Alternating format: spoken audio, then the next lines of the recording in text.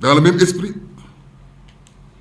la réforme s'inscrit enfin dans un écosystème juridique renouvelé qui accorde une place centrale à l'accès des citoyens à l'information, mais aussi à la protection des lanceurs d'alerte. Cette protection est une condition essentielle pour libérer la parole éthique et renforcer l'efficacité et la lutte contre la corruption. Mesdames, Messieurs, les innovations introduites ne sont pas de simples ajustements normatifs. Elles dessinent une nouvelle architecture de l'OFNAC, plus lisible, plus solide juridiquement, plus respectueuse des droits fondamentaux et plus exigeante en matière de gouvernance. Elles appellent de notre part une responsabilité accrue, une rigueur renforcée et un engagement collectif renouvelé. Mon ambition est donc, avec votre soutien à tous et l'engagement que l'on vous connaît, de traduire cette réforme dans les faits, dans les pratiques quotidiennes, dans l'organisation du travail et dans la qualité du climat interne à l'OFNAC. Une institution forte repose sur des règles claires, mais aussi sur des femmes et des hommes respectés, protégés et valorisés. Et le témoignage que je viens d'entendre du président sortant me réconforte, même si dans le passé, je connaissais beaucoup de personnes, beaucoup de membres du personnel de l'OFNAC, et je demeure aujourd'hui plus que jamais persuadé également de leur engagement, mais également de leur amour à œuvrer à la lutte contre la corruption. Mesdames, Messieurs, dans cette perspective, je souhaite que l'OFNAC renforce davantage son rôle de vigie et d'alerte, mais aussi de force de proposition, car l'organe joue le rôle de conseil au gouvernement et au président de la République.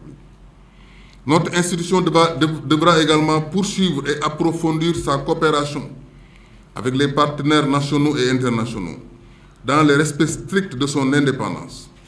La corruption étant un phénomène transnational, la réponse devra être coordonnée, intelligente et ouverte sur les meilleures expériences, tout en restant fermement ancrée dans nos réalités nationales.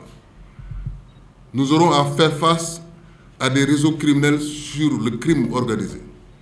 Et comme l'adage le dit, les criminels sont organisés, il faut que nous soyons plus organisés que les criminels pour atteindre nos objectifs de prévention et de répression. Cependant, aucune stratégie, aussi pertinente soit-elle, ne peut réussir dans un socle éthique solide, encore moins en l'absence de ressources humaines qualifiées et dévouées. L'exemplarité doit commencer par nous-mêmes.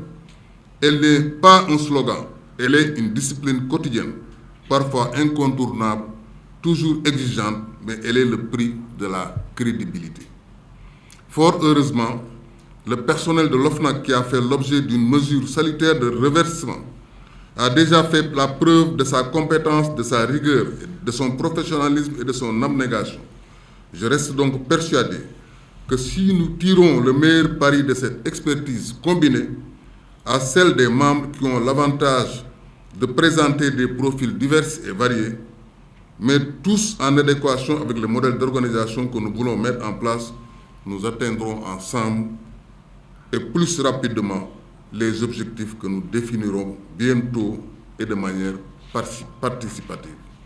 Sous ce chapitre, j'envisage demain mardi de recevoir les chefs de département, les chefs de service de l'OFNAC pour davantage recueillir leurs avis sur les nouvelles orientations à prendre.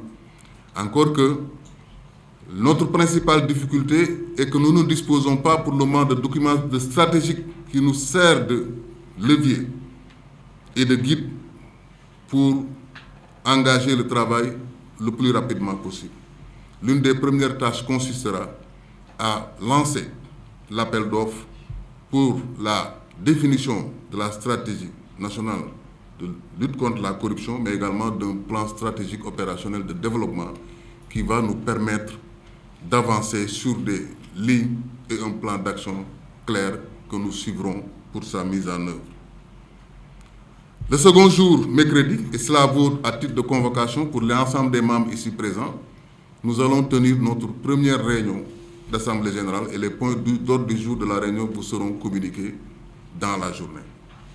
Mesdames, Messieurs, je souhaite que ce nouveau chapitre de l'OFNAC soit placé sous le signe de la confiance, de l'écoute et du respect mutuel. Je crois fermement au dialogue interne, à la valorisation des compétences, à la responsabilisation des équipes. Et sur ce chapitre également, je réitère mon engagement à accompagner le plan social de l'OFNAC et à poursuivre les efforts consentis par mon prédécesseur pour l'amélioration des conditions matérielles et sociales de l'ensemble du personnel de l'OFNAC. Soyez-en rassurés. Ensemble, dans un esprit de loyauté institutionnelle et de rigueur professionnelle, nous pouvons aller plus loin et faire mieux. Je sais pouvoir compter sur chacun d'entre vous pour faire rayonner notre institution au Sénégal, en Afrique et dans le monde.